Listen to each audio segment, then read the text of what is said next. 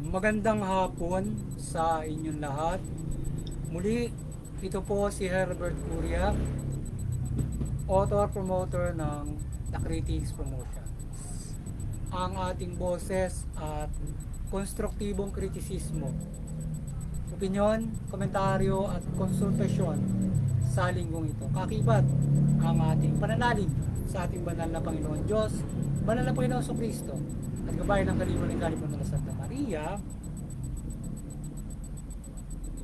ay hinggil sa issue ng NCRPO on full alert starting July 24 and deploy 21,000 caps for SONA 2026. PNP NCRPO full alert on 5th SONA of President Marcos. Yan. Ang PNP ay nasa alert status simula nitong July 24, Friday, 2020 hanggang sa ikalimang SONA ng Pangulong Marcos sa Lunes, July 27. So yung ating PNP ay handang-handa at preparado sa gagawing SONA ngayong Lunes. So secured at binabantayan nila yung gagawing SONA. Nung Lunes pa nakadeploy yung mga 21,000 caps na magsisecure ng SONA. So ang ating PNP ay handa na sa isasagawang ikalimang SONA ng ating Pangulo, kung saan nagpakalat na ang PNP na nasa 21,000 na pulis upang bantayan ang seguridad ng SONA. Kaya, sa araw na ito ay pinagbabawal ang pagpapalipad ng drone sa designated areas at magkakaroon din ng rerouting ng mga daraanan ng mga motorista at may road closure. So yung pagdadausan nila doon sa batasang pambansa sa Senado, Kongreso ay ng pagdadausan ng SONA ay yung mga magkakaroon ng rerouting doon at road blocking. Kaya yung ating mga motorista ay maging aware dyan para kayo ay hindi maabutan ng mga traffic at mga maantala kayo doon sa inyong yan. At siyempre may mga magsasagawa din dyan ng mga kilos protesta kung saan sila i-designate din ng mga cases para hindi na kayo magkaroon pa ng mga problema sa traffic ruling.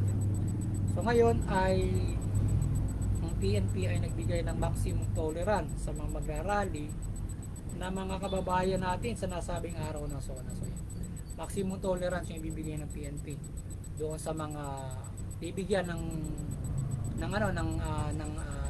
permit na makapag-rally o makapag-saboses sa araw na yan. So ngayon ang ating The Critics Promotions at yung ating People's Anti-Crime Promotion, yung ating criminality promotion natin, ay mariing sumusuporta sa mabuting pamamahala, patas sa hustisya at karapatan. Sa issue ito ng NCRP on full alert starting July 24, deploys 21,000 cap for SONA 26 and PNP NCRP full alert on 5th SONA of President Marcos ay nakikiisa sumusuporta tayo sa isasagawang ikalimang SONA ng Pangulong Marcos at ating sinusuportahan din ang hanay ng PNP sa pag-secure o pagbabantay ng seguridad ng SONA. So ating suportahan yung ating PNP at makisa tayo sa seguridad na yan na gagawin ng SONA at report natin ano man yung mga bagay na mga may maaaring magawa ng mga krimen sa araw na yan o gagawin pa lamang. Kaya lang siguraduhin nyo na mayroong ginagawang krimen nga or gagawin pa lamang at ang karapatan ay pinaiingatan. So yun at yan ang ating gawing pag-iisa diyan sa ating PNP pagdating ng sa gagawin sa ginagawa nilang security o pasiguridad sa darating na SONA tomorrow. So noong nakarang araw pa gumagawa na sila ng security for that. So ating sinusuportahan din ng hanay ng mga Pilipino sa karapatan nito na magsaboses ng hinaing sa araw ng SONA. We hope ay irespeto ng ating PNP ang karapatan ng mamayang Pilipino sa kanilang pagkakaisa at pagsasaboses sa araw nito ng SONA. So ang mga realista ay dapat makapagdaos ng kanilang mga programa upang mapaabot sa ating pamahalaan ang kanilang boses at hinaing at pakikialam sa ating pamahalaan. So yun sana nakikiisa tayo doon sa ating mga kababayan na magsasaboses, magkikilos protesta o gagawa ng programa sa ikalibang zona ng ating Pangulong Marcos. O, bigyan sana sila ng puwang doon sa malapit siguro sa sa batasang pambansa para makapagprograma sila. At yung ating mga yung ating mga media, so bigyan sila ng puwang na yung mga programang yan ang kanilang i-cover, bigyan nila ng coverage para mailathala sa buong mundo at sa ating buong bansa yung hinaing ng taong bayan.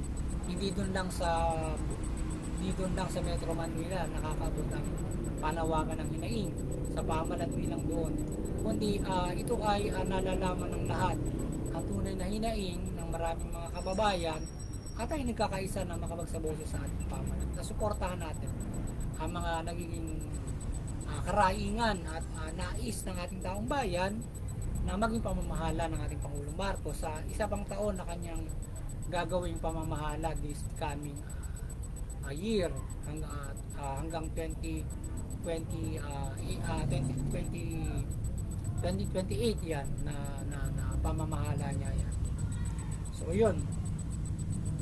So gayon din ay ang mamamayang Pilipino mula sa mga realista ay irespeto ang ating PNP sa kanilang ginagawang pagsasagawa ng authority, at kung sila ay may paglabag sa karapatang pantao o batas ay ireklamo sa mga nakatataas din sa kanila upang magdidisiplina at aaksyon sa kanilang maaaring gawing paglabag sa karapatan o batas din in securing the zona. So yun, or in the all aspect sa pangkalahatan din na irespeto natin yung ating PNP, particular doon sa zona.